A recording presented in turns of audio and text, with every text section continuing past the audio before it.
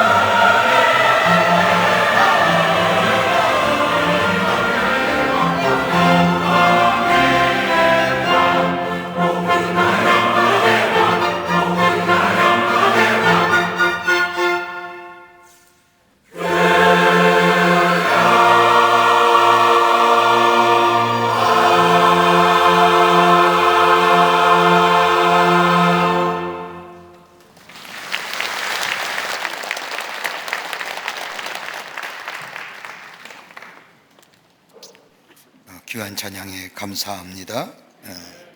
여러분 박수 치려면 확실하게 치시고요. 큰 박수 한번.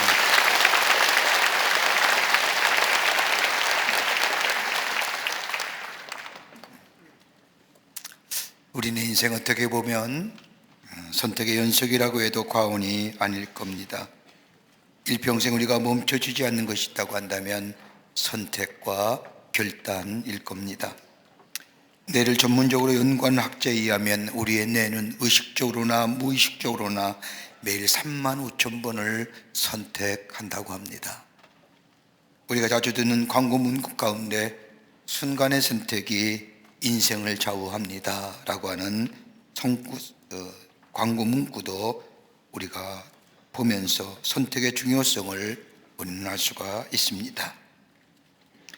그러기에 우리의 선택은 어떻게 보면 우리의 미래, 더 나아가 우리의 운명을 결정한다고 해도 과언이 아닐 것입니다. 순간의 선택이 모여 지금 우리의 모습을 만들었듯이 한순간 한순간의 선택은 우리의 미래와 더불어 우리의 운명을 결정지을 겁니다. 여러분, 우리가 흔히 우리 주변에서 성숙한 사람 또는 미성숙한 사람을 이야기합니다. 여러분, 성숙하다는 게 뭘까요? 성숙하다는 사람의 기준이 어떤 것일까요? 아마도 굳이 얘기할 수 있다고 한다면 선택할 수 있는 자, 그리고 선택했을 뿐만 아니라 그 선택에 대한 책임을 질 수 있는 자, 이게 성숙한 사람일 겁니다. 미성숙한 사람은 선택하기를 주저하는 자, 그리고 선택의 결과에 대해서 책임지지 않으려고 하는 자, 미성숙한 사람이라 할 수 있을 겁니다. 한 해를 마무리해가는 시간이 다가왔습니다. 지난 1년 동안 우리는 많은 선택을 하며 오늘 여기까지 왔습니다. 어떤 사람은 그럴 수밖에 없었어, 그 길밖에 없었어, 그것이 내 최선의 선택이었어라고 얘기할지고 변명할지 모르지만은 그러나 다른 길도 있었습니다. 내가 선택함으로 그 결과를 내가 책임지고 오늘 이 자리까지 왔습니다. 그렇다고 한다면 우리 안에 선택의 조건이 어떤 것이 되어야 할까요? 어떤 것이 선택의 기준으로 삼을 수 있을까요? 스티브 코비라고 하는 사람의 오늘이 내 인생의 최고의 날이라는 책을 보면 인생은 선택하기를 잘해야 되는데 세 가지의 선택 기준이 있어야 한다고 얘기합니다. 하나는 내가 내 행동의 선택입니다. 다른 말로 말하면 내가 선택할 때에 주도적이냐 반사적이냐, 리스판스냐 리액션이냐는 겁니다. 내가 책임질 수 있는 거냐는 거예요. 여러분, 내가 리스판스로, 반응으로 내가 선택한 것은 내가 책임질 수 있는 겁니다. 그러나 리액션으로 선택한 것에 대해서는 책임을 잘 못 지지요. 그러게 내 행동의 선택에 대한 책임을 얘기하는 겁니다. 책임을 생각하며 선택하냐는 겁니다. 두 번째는 목적을 생각하며 선택하냐는 겁니다. 즉흥적이고 감정적으로 일방적인 선택이 아니라 내 삶의 목적에 부합된 선택하고 사느냐, 목적 지향적이냐는 겁니다. 또 하나 있다고 한다면 원칙에 의해서 선택되느냐라는 겁니다. 어떤 원칙일까요? 진리입니다. 정의로움입니다. 우리가 그리스도인이라고 한다면 하나님의 뜻이냐라는 것입니다. 그것이 내 선택의 기준이 돼야 그 선택이 바른 기준이 될 수 있다고, 내 인생에 도움이 될 수 있다고 말합니다. 오늘 본문의 말씀을 보시자고요. 오늘 본문의 말씀을 우리가 좀 이해하려고 하면 오늘 본문 6장 66절부터 71절의 말씀만 가지고 얘기하는 것이 아니라 6장 전체의 말씀을 함께 좀 보담아 봐야 됩니다. 6장의 말씀의 시작이 어떻게 됩니까? 예수님께서 우리가 잘 알고 있처럼 오병이의 기적을 일으키십니다. 보리떡 5개와 물고기 2마리로 5,000명을 먹이신 후에 12광지리가 남게 한 후에 예수님은 제자들에게 갈릴리 호수를 건너 건너편 땅으로 건너가라고 하십니다.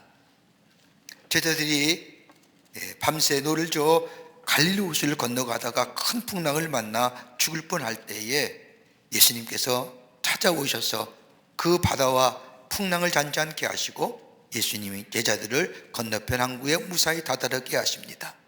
마태복음의 말씀을 보면 요한복음에 빠져있는 부분이 있죠. 베드로가 무리를 걷는 장면입니다.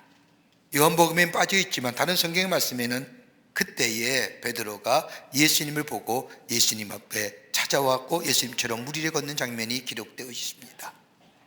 호수를 건넌 후에 예수님은 많은 사람들을 함께 놓고 하나님의 말씀을 전합니다. 그 가운데 오늘 본문의 말씀을 보면 떡에 관한 말씀입니다. 먹는 거에 대한. 그러면서 예수님은 예수님 자신을 가리켜 생명의 떡이라고 얘기합니다. 나를 먹어야 된다고 얘기합니다. 내 피를 마셔야 한다고 얘기합니다. 내게 오는 자는 결코 줄이지 아니하고 나를 믿는 자는 목마르지 아니하겠노라 라고 말씀합니다. 다른 말로 말하면 나와 함께 하늘에서 내려온 생명의 떡인 나를 먹어야 한다고 예수님이 말씀하십니다. 그러면서 예수님이 십자가를 지셔야 한다고 말씀합니다. 예수를 만나고 예수님 동안 3년 동안 함께 다니면서 놀라운 일들을 경험한 제자들의 마음속에 예수님이 함께 하시면 예수님 메시아가 되는 해에 예수님의 늘 영광 나 또한 누리게 될 것이라고 생각했던 제자들. 그런데 오늘 성경 말씀을 보면 예수님이 제 십자가를 지신다고 합니다. 고난과 멸시와 조롱의 십자가. 메시아가 누릴 영광, 그 영광에 동참하고 싶은 화려한 꿈을 가지고 예수님을 따랐는데 예수님이 십자가를 지신다고 하니 당혹스럽기가 그지없습니다. 불안합니다. 미래가 불명스럽습니다. 이런저런 여러 가지 생각을 하는 중에 예수님이 이름을 밝히지 아니하시고, 나중에 이름을 밝혔지만 예수님이 말씀하실 때는 이름을 밝히지 아니하시고 너희 가운데 하나가 나를 배반할 것이라고 말합니다. 이 말을 듣는 제자들, 너희 중에 누군가 나를 배반할 것이라고 하는 이 예수님의 말씀에 혹시 내가 아닐까? 혹시 나는 아닐까? 여러분 그런 거 있지 않습니까? 나 너 알아. 그럼 얼마나 당혹스러울까요? 뭘 한다는 걸까? 너희 가운데 날 배반할 거야 라고 얘기할 때에 제자들이 도무지 당혹스러기가 그지없습니다. 그런데 예수님의 이 말씀을 듣고 이리저리 생각하면서 요한복음 6장 60절의 말씀을 보면 제자들이 얘기합니다. 이 말씀이 어렵도다 누가 들을 수 있으랴. 예수님의 말씀을 3년 동안 따라다니며 들었는데 오늘처럼 정말로 이해하기 힘든 말씀, 도무지 알아듣기 어려운 말씀이 없었다는 겁니다. 왜 십자가를 져야 되는지, 왜 그 멸시와 조롱의 십자가를 져야 하는지, 누가 우리 가운데 예수님을 배반하여 예수님을 팔는지 이런저런 생각하고 있을 때 예수님이 성만찬에 하실 때 하신 말씀인 요한복음 6장 56절의 말씀에 내 살을 먹고 내 피를 마시는 자는 내 안에 거하고 나도 그의 안에 거하리라. 다른 말로 쉽게 표현하면 내 살을 먹어야 하며 내 피를 마셔야 하느니라. 내 살을 먹고 피를 마시지 아니하면 저는 영생을 마시는 자는 영생을 얻고 마지막 날에 다시 살리라. 마셔야 한다는 거예요. 먹어야 한다는 거예요. 그러면서 예수님은 6장 57절과 58절의 말씀에 살아계신 아버지께서 나를 보내심에 내가 아버지로 말미암아 사는 것 같이 나를 먹는 그 사람도 나로 말미암아 살리라. 이것은 하늘에서 내려온 떡이니 조상들도 먹고 죽은 그것과 같지 아니하여 너희 이 떡을 먹는 자는 영원히 살리라라고 하십니다. 생명의 떡을 먹어야 한다는 겁니다. 영의 양식을 먹어야 한다는 겁니다. 영이 살기 위해서는 예수님을 먹고 마셔야 됩니다. 그래야만이 온전한 사람으로 살아갈 수 있다고 하는 겁니다. 이 말 들은 사람들 당혹하게 지었습니다. 예수님을 인해 출세해 보려고 했는데, 예수님을 인해 잘 살아보려고 했는데, 예수님을 인해 돈 많이 벌려고 했는데, 그러기에 예수님 행하신 이정에 환호하며 예수님과 좀 더 가까이 가려고 하고 예수님을 따라다녔는데 내가 죽어야 하느니라, 그리고 내 피와 내 살을 먹어야 하니라, 이 말을 들은 사람들 6장 66절의 말씀을 보면 그때부터 그의 제자 중에 많은 사람이 떠나가고 다시 그와 함께 다니지 아니하더라.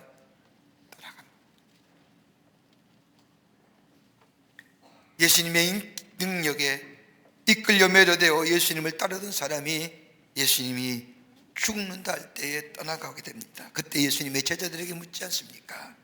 너희도 가려느냐? 너희도 가냐? 그때 베드로가 말씀합니다. 요한복음 68절에 영생의 말씀이 주께 있사오니 우리가 누구에게로 가로이까? 그러면서 69절의 말씀을 보면 시몬 베드로가 대답하되 주여 영생의 말씀이 주께 있사오니 우리가 누구에게로 가오리까라고 이야기하면서 69절에 와서 주는 하나님의 거룩하신 자인 줄을 믿고 알았사옵나이다 라고. 아마 이 신앙 고백은 저 마태복음 16장 16절에 나오는 것처럼 주는 그리스도시요 살아계신 하나님의 아들입니다라고 하는 고백과 같은 맥락의 신앙 고백입니다. 하나님의 거룩한 자인 줄을 내가 믿고 알았사옵나이다. 그런데 여러분, 이 베드로의 고백 가운데 우리에게 눈에 띄는 거 있지요. 동사형이 두 단어입니다. 내가 믿고 알았습니다. 알고 믿은 것이 아니라 내가 믿고 알았습니다. 헬라어 원뜻을 말하면 페피스투 카멘 카이고의 그 카멘이라고 얘기하는, 내가 믿고 믿었고 보니 알게 되었습니다라고 얘기하는, 예수님이 오시는 이 대림절에 첫째 주일입니다. 요한복음 말씀이 육신이 되어 우리 가운데 오시는 예수님.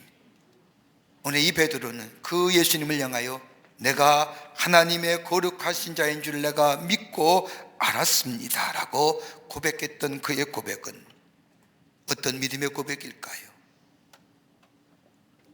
오늘 예수님을 기다리는 이 대림절기에 말씀이 육신 가운데 오신 그 예수님, 그 어떤 예수님이 어떤 예수님인지 함께 말씀을 나누며 은혜 받기를 원합니다. 첫째는 말씀은 믿고 아는 거예요. 사람들이 떠나가는 것을 보고 예수님의 제자들에게 향하여 너희도 가려느냐고 하는 이 물음에 베드로가 대답하기를 영생의 말씀이 주께 있사오니 우리가 누구에게로 가리이까 말한 후에 6장 69절에 와서 우리가 주는 하나님의 거룩하신 자인 줄을 믿고 알았사옵나이다라고 대답합니다. 아마 이 대답은 주는 그리스도시요 살아계신 하나님의 아들이십니다라고 하는 같은 고백인데, 여기에 믿음의 고백 가운데 눈에 띄는 두 개의 동사형이 있습니다. 내가 믿었습니다. 믿고 갔더니 알았습니다. 여러분, 신앙의 출발점이 어떤 걸까요? 우리가 우리 믿음의 출발점이 어떤 것일까요? 다름이 아니라 하나님이 하나님 되심을 믿는 겁니다.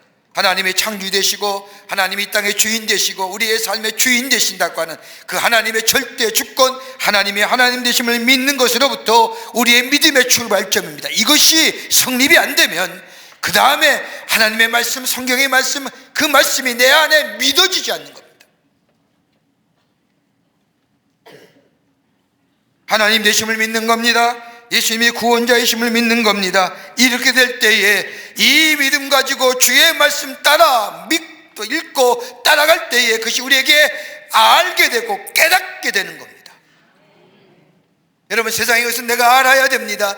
내가 합리적인 이성으로 인식되어야 됩니다. 내가 충분히 믿어져야 됩니다. 그럴 때 따라가는 것이지만은 신앙은 다른 겁니다. 내가 믿는 겁니다.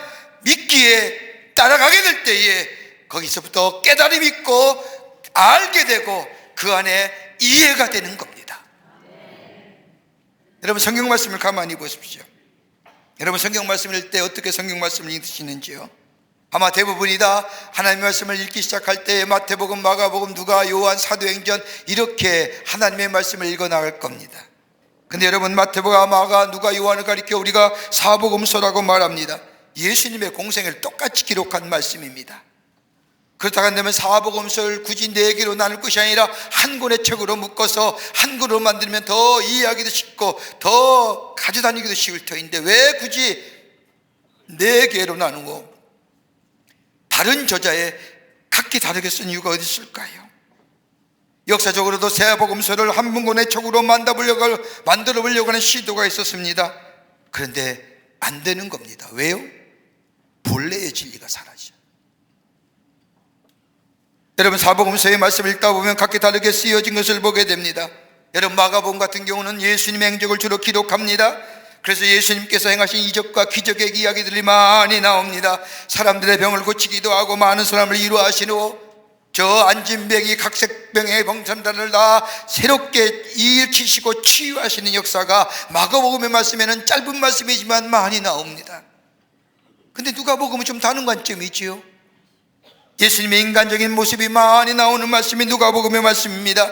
육신을 입으시고 이 땅에 오신 예수님, 인간의 아픔과 고통 그리고 괴로움을 아시는 예수님께서 많은 사람들의 질병을 고쳐줄 뿐만 아니라 위로하실 뿐만 아니라, 그러기에 어떤 학자들은 예수님의 휴머니즘이 가장 두드러지게 나타난 말씀이 누가복음의 말씀이라고 얘기합니다.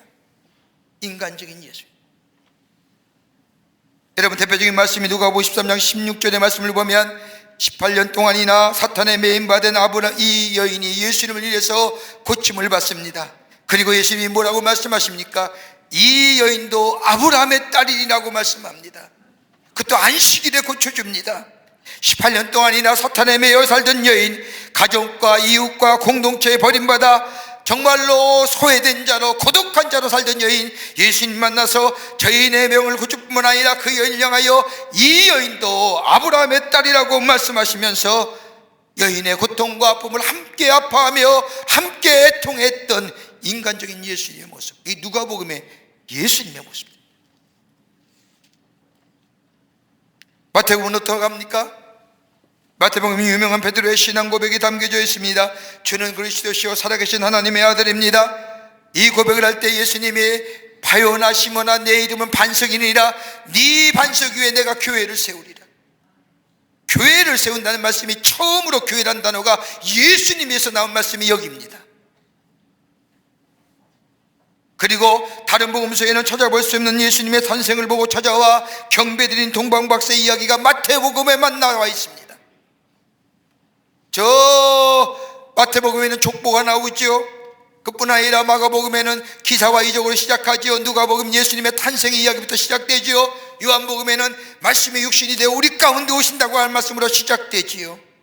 왜 마태복음이 유독 이렇게 예수님의 족보와 더불어 주는 그리스도시요 살아계신 하나님의 아들입니다라고 고백하는 이 신앙 고백이 담겨진 말씀으로 쓰여졌을까요? 다름이 아니는 예수님은 메시아가 되신다.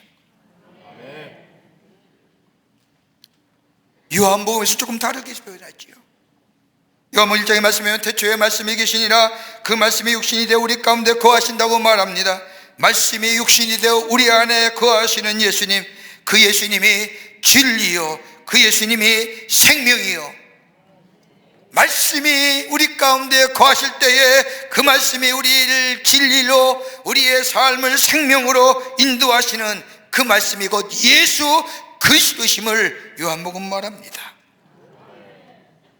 여러분, 이 말씀 사복음서를 기록한 저자들이 다 누구요? 예수님의 제자예요. 저들이 처음부터 예수님은 정말로 메시아야, 예수님은 기적과 이적을 행하는 자야, 메시아는 예수님은 정말로 우리의 질고를 아시는 분이야, 그렇게 믿고 따라갔을까요? 아니잖아요. 예수님 말씀, 예수님이 알고서 따라간 것이 아니라 믿고 따라가게 될 때에 예수님이 메시아요, 예수님이 인간적인 사람이요, 우리의 질고 아픔을 아시는 자요, 예수님이 진리요 예수님이 생명이라는 것을 비로소 저들은 깨닫게 되었고 알게 되었고 믿게 믿음으로 저희들의 삶 속에 이루어졌다는 거예요. 여러분, 들려지는 것만큼 은혜가 없는 거예요. 하나님의 말씀이 하나님 말씀으로 들려질 때에 이것만큼 큰 은혜가 없는 겁니다. 여기에 놀라운 은혜가 임하게 됩니다. 여기에 중생이 임하게 되고 여기에 회개하게 되고 여기에 성령이 함께 하시고 성령의 문을 열어 하나님의 말씀을 받아들이게 돼서 저들의 삶이 변화시켜 줄 뿐만 아니라 저들의 삶 속에 하나님의 놀라운 은혜 안에서 새로운 존재로 새롭게 변화되는 역사, 여러분, 저절로 이루어지는 것이 아니라 하나님을 믿는 믿음이 우리 안에 있게 될 때에 그 믿음 속에 말씀이 들려지고 말씀이 들려질 때에 우리의 삶에 변화가 있고 중생이 있는 역사. 여러분, 말씀은 믿고 가게 될 때에, 따라가게 될 때에 알게 되는 역사가 있게 됩니다. 두 번째는 말씀은 능력입니다. 말씀은 능력입니다. 요한복음 6장 67절과 68절의 말씀을 보면 예수님께서 십자가를 지신다는 이야기를 들은 예수를 따르던 많은 사람들이 예수님을 떠나자 예수님께서 제자들에게 묻습니다. 너희도 떠나느냐? 그때 베드로가 6장 68절에 유효 영생의 말씀이 주께 있사오니 우리가 누구에게로 가오리까라고 대답합니다. 다른 말로 표현하면 말씀이 되시는 예수님, 예수의 능력이 여기에 있는데 우리가 어디로 갑니까? 예수님의 부르심에 믿음으로 응답한 제자들, 예수님을 믿고 따라갔더니 예수님께서 하나님의 아들이시요 메시아요 구원자이심을 알게 됩니다. 그런데 예수님이 행하시는 능력을 가만히 보니 말씀으로 기적과 이적을 베푸신 것을 보게 됩니다. 그러면서 저들이 다름 아닌 예수의 이름이 능력이 있구나라고 알고 깨닫게 됩니다. 말씀의 능력을 알게 되었다는 겁니다.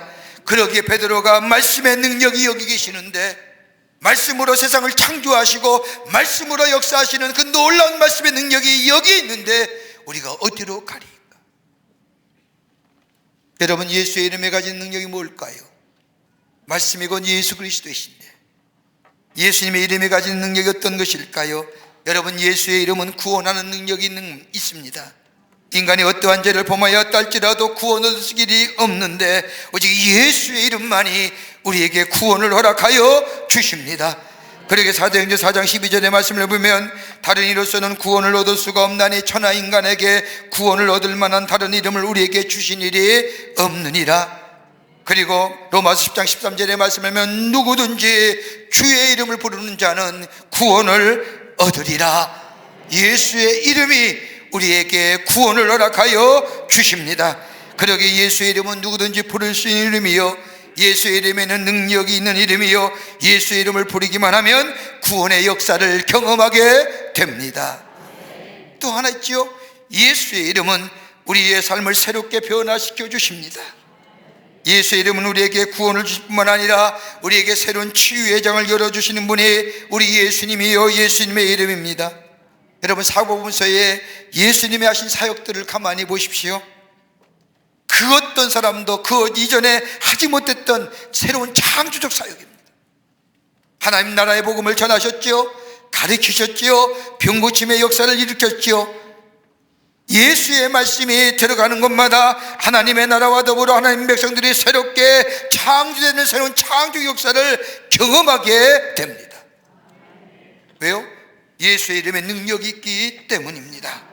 말씀의 능력이 있기 때문입니다. 그러기에 예수의 이름을 부를 때마다 말씀의 능력이 저들의 가운데 임할 뿐만 아니라 저들의 삶을 새롭게 변화시켜 주십니다. 오늘도 마찬가지예요. 여러분, 인간이 변화된다는 게 쉬운 일일까요? 참 어렵습니다. 여러분, 인간만큼 변화되기 어려운 존재가 어디 있을까요? 동물도요, 교육시키면 변화됩니다. 근데 사람은 좀처럼 변화됩니다. 여러분, 인간에게 원형 방향이 있잖아요. 원래로 돌아가려고 하는. 그래서 타고난 천성이요, 품성이요 얘기하는 이유가. 근데 하나님의 말씀이 들어오면요, 늘 말씀이 저들의 삶 가운데 들어 변화의 역사를 경험하는 것을 보게 됩니다. 왜요? 예수의 이름에 능력이 있기 때문에. 더 나아가 예수의 이름을 우리의 삶을 변화시킬 뿐만 아니라 우리에게 도움이 되어 주십니다. 연약할 때에 예수의 이름을 때에 힘이 있는 자, 굳건한 자가 됩니다. 예수의 이름을 부를 때에 평화가 임하게 됩니다.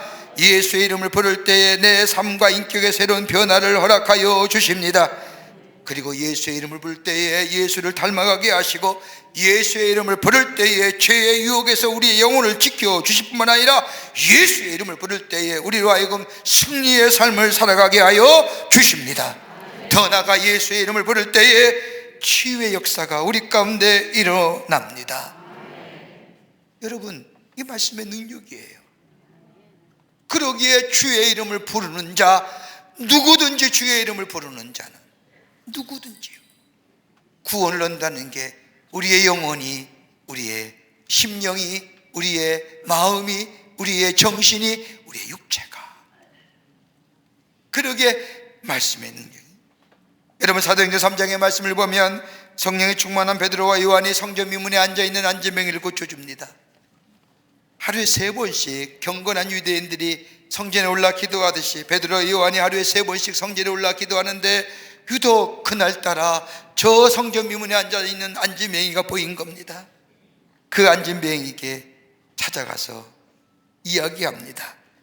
사도행전 3장 4절과 6절의 말씀을 보면 가로되 우리를 보라 하니 그가 저희에게 무엇을 얻을까요? 바라보거늘 베드로가 가로되 은과 금은 내게 없거니와 내게 있는 것으로 내게 주노니 곧 나사렛 예수의 이름으로 일어나 걸으라 할 때에 그가 일어나 걷는 역사. 뭐로 고쳤어요?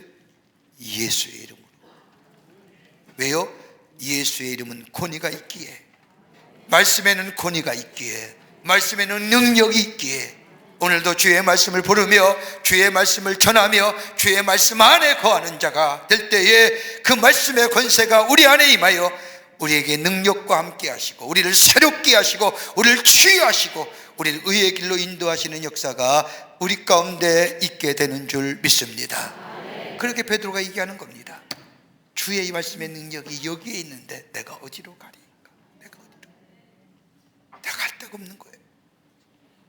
세상에 그 어떤 능력도 나를 변화시키지 못하는데, 나를 변화시키고 나를 새롭게 한 그 말씀의 능력이 여기에 있는데 내가 어디로 가는가? 그러기에 말씀은 능력인 줄 믿습니다.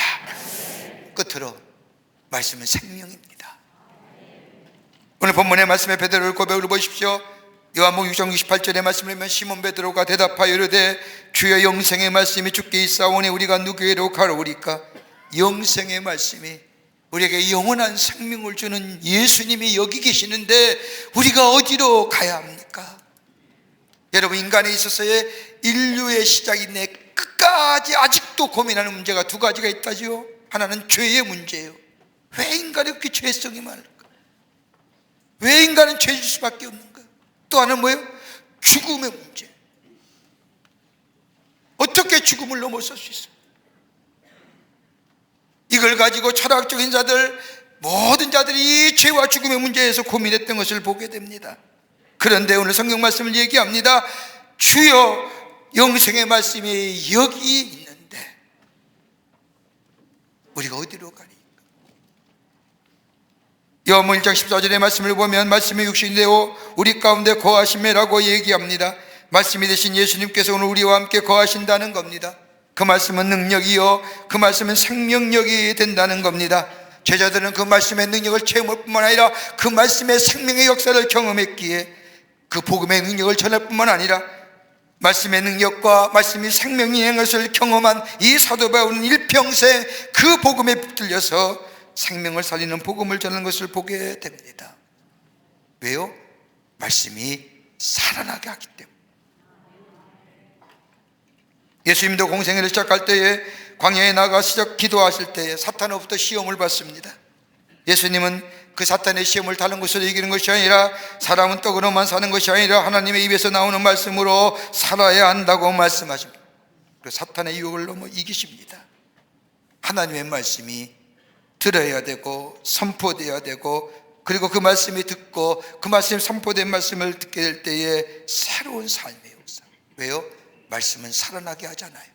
저 에스겔 악을 굴짝에 흩어졌던 그 마른 뼈 같은 자들에게 하나님의 말씀이 전해질 때에 거기에 생기가 돋고 살이 돋차서 하나님의 군대가 된 것처럼 오늘도 우리의 심령에 이 생명 되시는 예수의 말씀이 증거될 때에 우리의 강팍했던 심령이 깨어지고 녹아져 우리 안에 새로운 생명 창조 역사를 경험하는 것, 다른 것이 오는 것이 아니라 말씀이 바로 생명이기 때문입니다.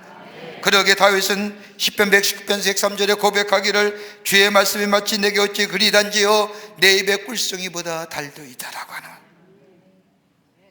중세기 신학자며 철학자였던 토마스 아퀴나스에게 어느 날 하나님이 나타나셔서 물으셨다고 합니다. 너는 내게 구하라, 내게 무엇 줄까? 그때 이 토마스 아퀴나스가 하나님 앞에 대답했다고 합니다. 내게는 오직 예수뿐입니다. 오직 예수를 내게 주십시오. 왜요? 예수가 생명이기 때문에. 영국의 한 독자가 영국 신문사에 글 하나를 보냈다고 합니다. 기독교에 대한 혹평의 글입니다. 거기는 이런 글이었습니다. 이런 글이었습니다. 저는 교회에 30년을 다녔습니다. 그러니까 한 3,000번의 설교를 들었습니다. 그러나 내 귀에 기억되는 것이 아무것도 없습니다. 그래서 아주 실망적입니다. 이 편지를 받아온 편집자가 고민을 합니다. 어떻게 회답해 줄까? 고민하다가 이렇게 썼다고 합니다. 나는 결혼 후 30년 동안 내 아내가 만들어준 음식을 먹었습니다. 근데 아무리 생각해도 뭘 먹었는지 생각이 나질 않습니다. 근데 그 다음에 말이 중요하죠. 난 지금도 살아 있습니다. Still alive. 여러분, 말씀 들을 때 기억하세요? 잊어버리잖아요. 근데 중요한 것이 하나 있다고 하는데 말씀을 들을 때에 영혼이 자라난다는 거예요. 영혼이 살아나는 거예요. 잃어버려도 좋습니다. 분명한 것이 있다고 하면 성령께서 역사하시오 필요할 때에 필요한 말씀을 기억나게 하실 겁니다. 이게 생명의 역사예요. 그러게 오늘 베드로가 얘기하는 겁니다. 주여, 영생의 말씀이 생명이 여기 있는데 내가 어디 갑니까? 내가 어디 갑니까? 사랑하는 성도 여러분, 말씀은 믿고 듣게 될 때에 그 말씀이 내 능력이 됩니다. 내 생명이 됩니다. 거기에 지혜가 있고 거기에 활력이 있고 거기에 소망이 있습니다.